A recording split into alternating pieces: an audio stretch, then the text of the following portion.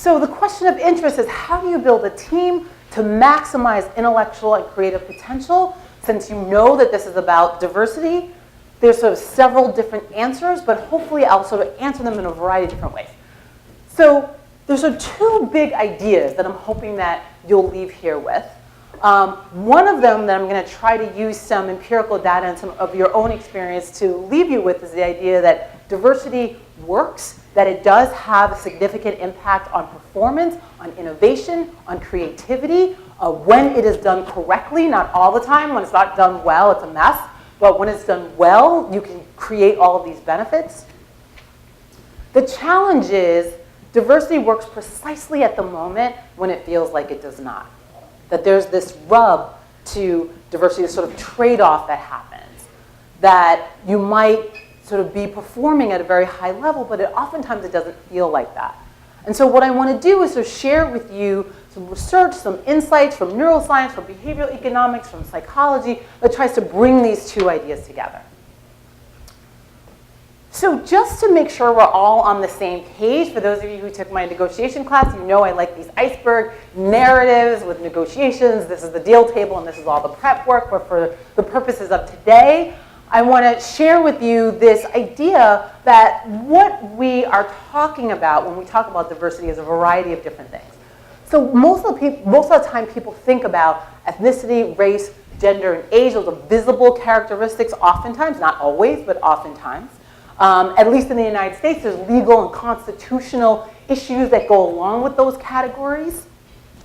But underneath the iceberg, people oftentimes mistake these sort of visible categories for all of these other categories that have to do with diversity, whether it's your marital status, your functional speciality in your work, your socioeconomic status. When you look at some of the social network analysis data for Columbia Business School, people actually divide more by their income or their parental income than any other category that you see at Columbia Business School. People cluster by geographic location, religious beliefs, culture, whether they're smokers or not. That's actually an identity. Their thinking styles, work background, military experience, parental status, whether they're native born or not here in the US, their beliefs, values, sexual orientation, or their physical abilities. So the point being that just to make sure we're all on the same page, diversity has a lot of different components to it. I want to be clear when I'm talking about diversity, whether I'm talking about some of the demographic characteristics that are visible on the top or some of these other kinds of characteristics on the bottom. And there's data that they work differently in different ways. So I'm going to make sure that I'm clear about what I'm talking about.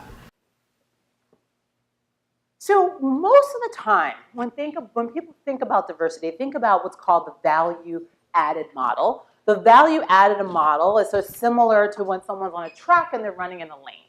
And the basic idea is that if you belong to a particular group, say you're from Greece and you're doing a deal, and the deal is in Greece, we need a Greek person. That person has a home court advantage. There you go. All right. You're from Greece. Where are you from? Look at that. This is one of the places I aim to go. So if any of you wind up doing deals in Greece, you should just bring me along. And so the idea is that, what is your name? George. Okay, so we say we meet George. George is from Greece.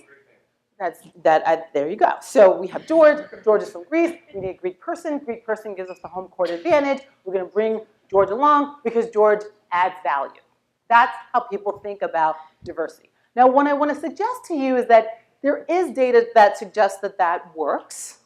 The problem with that is twofold. One is that it invites stereotyping. So there's probably many, many interesting characteristics about George that we don't know, or maybe some of you know, but I don't know. And that might not be the most dominant characteristic.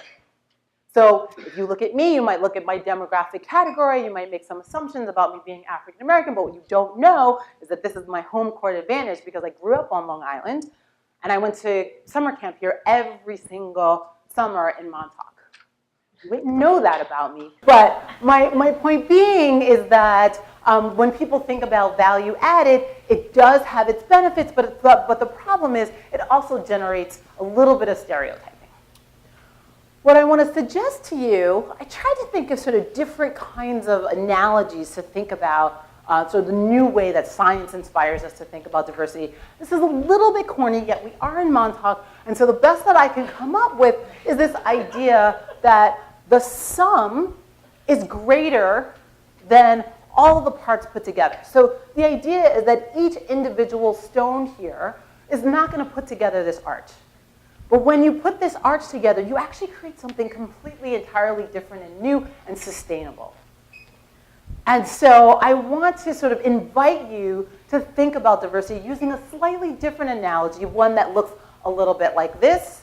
And I'm going to show you the science that underlies that in a little bit.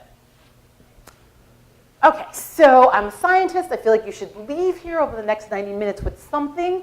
The idea is that you should walk away with two things. One is to appreciate that leveraging diversity is actually a science, that it's not something that you can just sort of offhand on someone related to human resources. There's a lot of neurological, biological, and sociological work underlying it. But also to understand one way that diversity can benefit your own future business career, whether it's you sort of at an ideological level or at a completely selfish level in terms of how do you just make a whole lot of money really quickly. Doesn't really matter. The idea is that if you walk away with one new idea about how it can be helpful to you, then hopefully this time will be useful. I just want to sort of make a little sort of precursor that I believe that everyone in this room can benefit from the science of diversity. There are many differences, so the idea is that there is something that's a little bit of a Western style diversity. Most of the research is done in the United States. Oftentimes when I talk to many people, particularly from Europe, they're like, we've been dealing with this for centuries because we're dealing with many, many different groups of people that are coming from different places. So, but what I want to suggest to you is hopefully through some of the research that we've been doing in cognitive and social psychology can offer you something a little bit different. Also, diversity is not educating a particular group, that there's one group that has all the knowledge and there's another group that doesn't, and that diversity is about imparting some kind of knowledge on one group compared to another. I'd like to suggest that everyone, regardless of their identity or background, can learn something new. That's my hope.